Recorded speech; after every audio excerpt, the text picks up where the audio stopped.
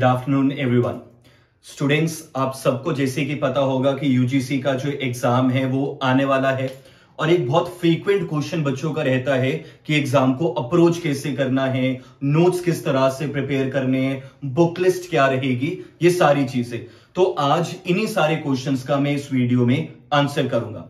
Students, हमारे पास ये जो आज का वीडियो है ये बहुत ज्यादा इंपॉर्टेंट रहेगा। यहां पे आपको वो सारी चीजें कन्वे की जाएगी कि एग्जाम को अप्रोच किस तरह से किया जाएगा और वो कौन से इंपॉर्टेंट चीजें हैं जो आपको अगले 3 से 4 महीनों में ध्यान में रखनी है। तो स्टूडेंट्स, सबसे इंपॉर्टेंट चीज हमारे पास आती है जब भी आप किसी भी नेशनल लेवल एग्जाम की या स्टेट लेवल एग्जाम की प्रिपरेशन करते हो, दैट इज एमसीक्यू।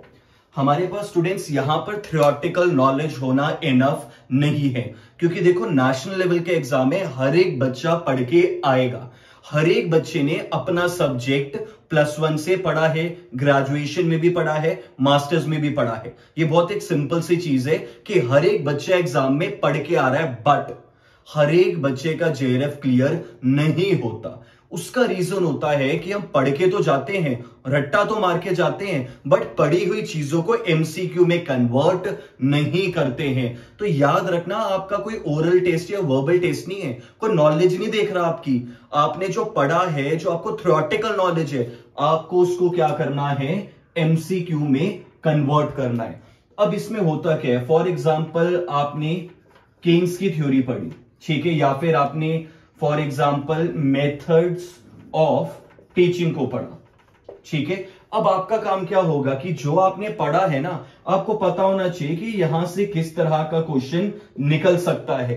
क्या मेरे पास मास्लो कॉलम का क्वेश्चन आ सकता है, क्या क्रोनोलॉजिकल ऑर्डर का क्वेश्चन आ सकता है, क्या एजर्शन और रीजन का क्वेश्चन आएगा, किस तरह का क्वेश्चन यहां से बन सकता है। जो चीज आप पढ़ रहे हो, ऐसा ना हो ना आप डायग्राम्स पढ़ के जा रहे हो, एग्जाम में क्वेश्चन फॉर्मूला बेस्ड आ जाए, वो तो बिल्कुल ही हमारा पढ़ने का तरीका नहीं होगा। तो आपको यहां पे पढ़ना क्या है, क्वेश्चंस के अकॉर्डिंग पढ़ना है। आपने केन्स की थ्योरी पढ़ी, आपको पता होना चाहिए वहां से किस तरह का क्वेश्चन बन सकता है, समझ रहे हो। और आपने एक काम जरूर करना है, मैं हर बार बच्चों को बोलता हूं, अपने पे मेहनत करने से मत डरना। 3-4 महीने की बात है, जितना हो सके खुद पे मेहनत करो, एफर्ट्स को पुट इन करो। जब भी कोई टॉपिक पढ़ते हो ना, उसके नीचे खुद से एक एमसीक्यू क्वेश्चन जरूर बना लो। जैसा भी बनाओ, बेसिक सा बनाओ, बट एमसीक्यू क्वेश्चन जरूर बनाओ। एक आपकी ना अंडरस्टैंडिंग एनहांस होगी, आप चीजों को प्रिडिक्ट करना शुरू कर दोगे, समझ रहे हो। अदरवाइज होगा क्या, 90% बच्चा करता है, थ्योरी पढ़ता है, लास्ट 10 ईयर को सॉल्व करता है, एग्जाम में चले जाता है। ये तो बहुत ही ज्यादा इनकम्प्लीट तरीका है पढ़ने का हमारे पास। तो इसीलिए जब भी आप थ्योरी पढ़ रहे हो तो वहां से देखो क्वेश्चन का पैटर्न क्या होगा, वहां से देखो, खुद से एक क्वेश्चन बनाओ, बेसिक सा कोई भी क्वेश्चन एमसीक्यू का बना दो, ताकि आप कहीं ना कहीं क्वेश्चन से जुड़े रहो, ठीक है। और ज्यादा से ज्यादा एमसीक्यू क्वेश्चंस को प्रैक्टिस करना है। सेकंड, जैसे कि मैंने अभी भी कहा कि हमारे पास ये जो क्वेश्चन का पैटर्न है ना बच्चों, ये देखना बहुत ज्यादा जरूरी है। कोई नहीं आपको बताएगा, ये सब सिलेबस और करिकुलम कंप्लीट कराएंगे, बट मेन चीज होती है कि क्वेश्चन का पैटर्न क्या रहेगा, किस तरह के क्वेश्चन यहां से बन सकते हैं, समझ रहे हो। इसीलिए तो हम जनरली क्या करते हैं, जो लास्ट 10 ईयर है वो करते हैं। लास्ट 10 ईयर करने का मतलब ये नहीं है कि हमारे कितने मार्क्स आ रहे हैं, हमारे कितने क्वेश्चन ठीक हो रहे हैं। लास्ट 10 ईयर इसीलिए की जाती है ताकि आपको पता चल सके एक सब्जेक्ट में से ऑन एन एवरेज हर बार कितने क्वेश्चन आते हैं।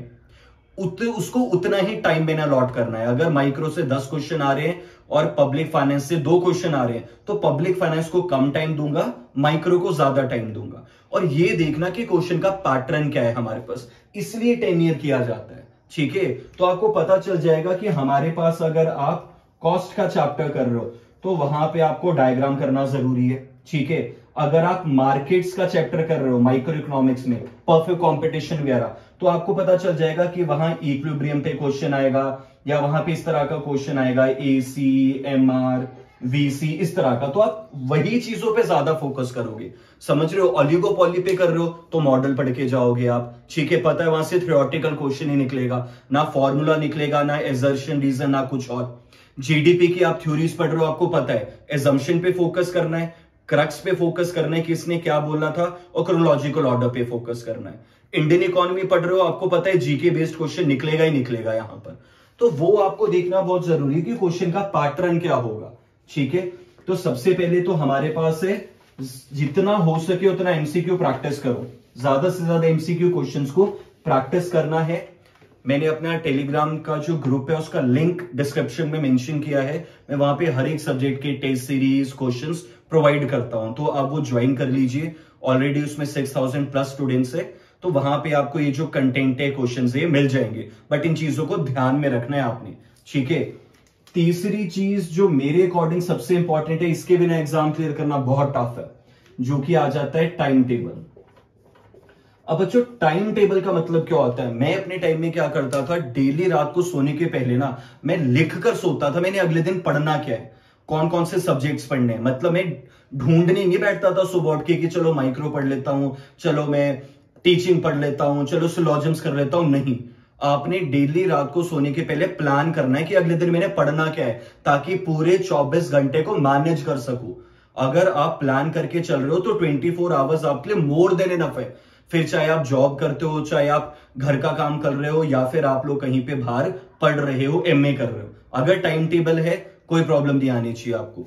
तो टाइम टेबल बहुत जरूरी है। अब टाइम टेबल में आपने करना क्या है, जनरली रखना कि जो मॉर्निंग का टाइम है आपका, उसमें आप पेपर 1 कर दो।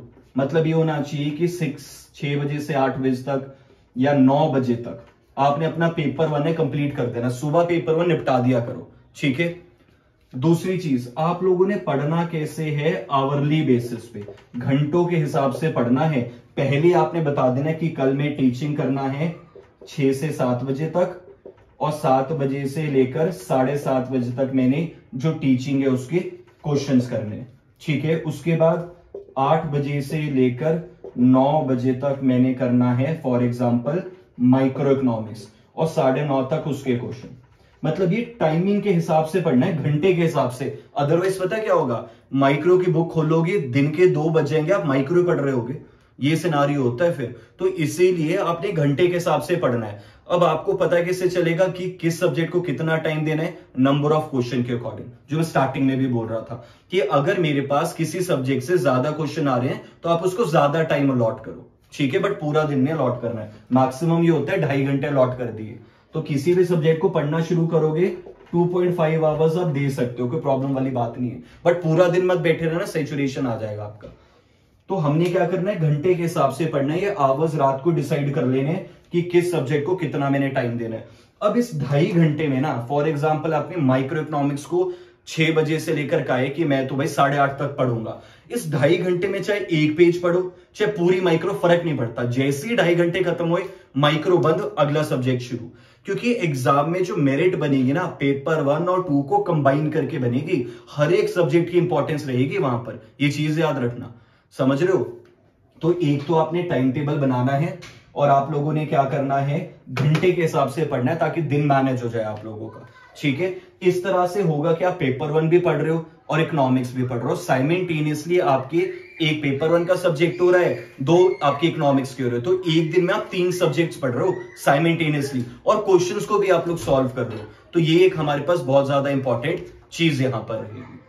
अब देखो, एक तो हमारे पास यहां पे था कि हम क्या कर रहे हैं, आवरली बेसिस पे स्टडी कर रहे हैं। ठीक है, एक टाइम टेबल आपने बनाया है और आवरली बेसिस पे हम लोग स्टडी कर रहे हैं। दूसरी चीज क्या होता है बच्चों, फॉर एग्जांपल आपका माइक्रो इकोनॉमिक्स कंप्लीट हो गया, अब आपने मैक्रो शुरू कर दिया है, तो आपने अब करना क्या, ऐसा मत करना कि खाली मैक्रो ही पढ़ रहे हैं, आपने माइक्रो भी डेली के बेस पे रिवाइज करना है। समझ रहे हो? तभी स्पेशलाइजेशन आएगी कि आप एक करंट सब्जेक्ट भी पढ़ रहे हो और पिछले को भी रिवाइज कर रहे हो। अदरवाइज होगा क्या, एग्जाम के पहले आपको लगेगा कुछ भी नहीं आता, एग्जाम के पहले आपको लगेगा यार वो चीज छूट गई, मैं तो कंफ्यूज हो रहा हूं, एक सब्जेक्ट की चीज दूसरे में डालोगे, दूसरे की तीसरे में, ये चीज नहीं होनी चाहिए हमारे पास। समझ रहे हो? इसीलिए हमने करना क्या है, जो पिछला सब्जेक्ट है उसको टाइम टू टाइम रिवाइज करना है। होगा क्या, रिवाइज करने के लिए नंबर ऑफ आवर्स कम हो जाएंगे, क्योंकि एक बार आपने पढ़ लिया है डेली 2.5 घंटा देके, तो अब ऐसा है कि 45 मिनट्स, इसको 45 मिनट्स में सेम सिनारियो, चाहे एक पेज पढ़ो चाहे पूरा माइक्रो, 45 मिनट्स बाद कॉपी बंद हो जानी चाहिए, 15-20 मिनट उसके क्वेश्चन किए, दैट्स इट, और आपका मेन सब्जेक्ट। जब आपको लगे कि माइक्रो मेरा पक्का हो गया, मैंने रिवाइज भी कर लिया है, तो आपको मैक्रो खत्म हो जाएगा और यहां पे फॉर एग्जांपल इंडियन इकोनॉमी शुरू हो गया। ठीक है, तो अब आप माइक्रो डेली रिवाइज करोगे और इंडियन इकोनॉमी का वही 2.5 आवर्स, इस तरीके से। ठीक है, अब जिन लोगों को ये लगता है कि हम तो एमए कर रहे हैं, हम तो जॉब जाते हैं, हमारे पास इतना टाइम नहीं है, तो आपने पेपर 1 को रखना है सैटरडे और संडे के लिए और 5 डेज आपने इकोनॉमिक्स पढ़नी है। इकोनॉमिक्स में आपने 2 सब्जेक्ट पढ़ने हैं। ठीक है, 4 घंटे तो आप निकाल ही सकते हो, 2 घंटे सुबह निकाल लिए, 2 घंटे शाम को निकाल लिए, या पूरे 4 घंटे शाम को निकाल लिए। ठीक है, और जो एमए भी कर रहे हैं आप, एमए में भी वही चीजें पढ़ रहे हो, कोई नया नहीं है। एमए में भी इकोनॉमिक्स ही पढ़ रहे हैं हम, तो कुछ नया नहीं होगा वहां आपके लिए। तो ये चीज ध्यान में रखना कि हमने यहां पर करना क्या है, आवरली बेसिस पे पढ़ना है, पिछला सब्जेक्ट जरूर रिवाइज करना है टाइम टू टाइम हमने। ठीक है, नेक्स्ट हमारे पास बच्चों एक इंपॉर्टेंट चीज आती है, हर सब्जेक्ट में ना 1 या 2 ऐसे क्वेश्चंस होते हैं जो आपके कॉम्पिटिटर्स पे एक एज बनाते हैं, जो या तो चैप्टर टफ है बच्चे गलत करेंगे, या ऑप्शनल सब्जेक्ट है बच्चों ने मास्टर्स में नहीं पढ़ा, तो उन सब्जेक्ट्स पर कमांड बनाओ। माइक्रो में प्रोडक्शन, डिमांड, इलास्टिसिटी हर बच्चे ने ग्रेजुएशन में भी पढ़ा है, मास्टर्स में भी पढ़ा है। वो क्वेश्चन मेरिट नहीं बनाएंगे आपके क्वेश्चंस मेरिट जो बनाएंगे वो कौन सा बनाएगा, वो बनाएगा जब आप लोगों के पास फैक्टर प्राइसिंग का क्वेश्चन आएगा, जब कॉस्ट का डायग्राम बेस्ड और टेक्निकल क्वेश्चन आएगा। समझ रहे हो? तो उन क्वेश्चंस पे कमांड बनाओ। हर एक सब्जेक्ट में 1 या 2 क्वेश्चन डेफिनेटली ऐसे होते हैं जो बाकी सब छोड़ के जाते हैं, गलत करते हैं, उन पे हमने कमांड बनानी है। इस टॉपिक के लिए बेशक मैं आप लोगों को एक लेक्चर डिटेल में दे दूंगा, but for the time being आप लोग पेन डाउन कर सकते हो कि जैसे माइक्रो इकोनॉमिक्स है हमारे पास। ठीक है, तो माइक्रो में मेरे पास क्या रहेगा, 12 से 14 क्वेश्चन आने हैं। ठीक है, अब इसमें हमारे पास एक तो आपने कॉस्ट ध्यान रखना है और एक फैक्टर प्राइसिंग, ये 2 गेम चेंजिंग क्वेश्चन रहेंगे आपके। उसके बाद आपके पास मैक्रो आ जाएगा। मैक्रो में भी अगेन 12 से 14 क्वेश्चन आने हैं। इसमें क्वांटिटी थ्योरी ऑफ मनी पे फोकस करना बहुत इंपॉर्टेंट है। क्वांटिटी थ्योरी ऑफ मनी में पहले फिशर की, फिर कैम्ब्रिज की, उसके बाद आपके पास केन्स की, उसके बाद आपके पास बॉमल और टॉबिन की, फिर फ्रीडमैन की, फिर reformulation of quantity theory of money. समझ रहे हो? तो ये बहुत इंपॉर्टेंट चैप्टर है हमारे पास क्वांटिटी। और दूसरा आ जाएगा आईएसएलएम। आईएसएलएम में क्राउडिंग आउट इफेक्ट पे फोकस करना कि क्राउडिंग आउट इफेक्ट क्या होता है, और इस चीज पे फोकस करना कि आईएस और एलएम की जो फ्लैटनेस और स्टीपनेस है वो किन फैक्टर्स पे डिपेंड करेगी, कब स्टीप बनेंगे, कब फ्लैट बनेंगे। ठीक है, फिर आ जाएगा इंडियन इकोनॉमी, ये सबसे मेजर सब्जेक्ट है। इसमें हमारे पास 15+ क्वेश्चन रहते हैं क्योंकि जीके का पार्ट भी आएगा, उसकी बाद में बात करेंगे। For the time being Indian economy में आप लोगों ने क्या करना है, एक तो बैंकिंग क्वेश्चन पक्का आना ही आना है, और दूसरा फाइनेंशियल मार्केट्स। फाइनेंशियल मार्केट एक ऐसा चैप्टर है ना, मनी मार्केट, कैपिटल मार्केट हमने डिटेल में नहीं पढ़ा होता है, तो बैंकिंग और फाइनेंशियल मार्केट्स कहीं ना कहीं टर्म्स वगैरह में कंफ्यूज कर देती है, तो इंडियन इकोनॉमी में आपने ये चीज याद रखनी है। उसके बाद हमारे पास आ जाएगा पब्लिक फाइनेंस। पब्लिक फाइनेंस में पब्लिक डेट पे फोकस करना और टैक्सेशन पे डेफिनेटली क्वेश्चंस आएंगे ही आएंगे। पब्लिक डेट और टैक्सेशन हमारे पास आ जाएगा पब्लिक फाइनेंस में से। ठीक है, और पब्लिक फाइनेंस में क्वेश्चंस यार कम रहते हैं, 6 to 7 क्वेश्चन की गेम है, छोटा सब्जेक्ट है बट अच्छा है, इजी भी है, पढ़ लिया जाएगा, मेरिट आपकी बना जाएगा ये सब्जेक्ट।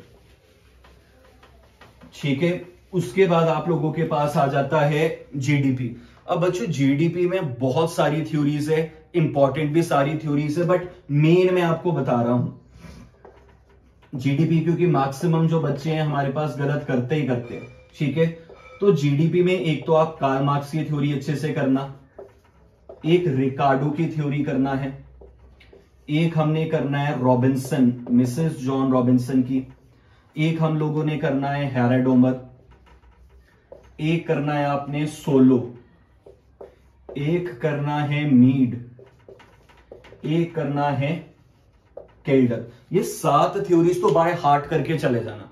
ये वैसे तो हम 40+ थ्योरीज करवाते हैं कोचिंग में भी अपने, बट ये 7 थ्योरीज ना मेन है कहीं ना कहीं।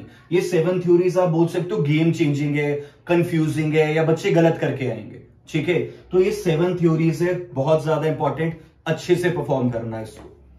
जीडीपी के बाद हमारे पास आ जाता है इंटरनेशनल इकोनॉमिक्स।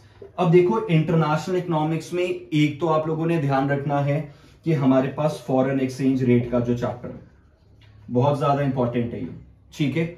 दूसरा आप लोगों ने ध्यान रखना है बैलेंस ऑफ पेमेंट की जो थ्योरीज है, ठीक है। थ्योरीज पे क्वेश्चन बनता है, जैसे सिडनी अलेक्जेंडर की एब्जॉर्प्शन अप्रोच है, आपकी मॉनेटरी अप्रोच आ गई, इलास्टिसिटी अप्रोच आ गई, डेविड ह्यूम की थ्योरी आ गई हमारे पास, ठीक है। क्लासिकल गोल्ड स्टैंडर्ड की थ्योरी आ गई, तो वहां से क्वेश्चन निकलता है, कंफ्यूज भी करता है।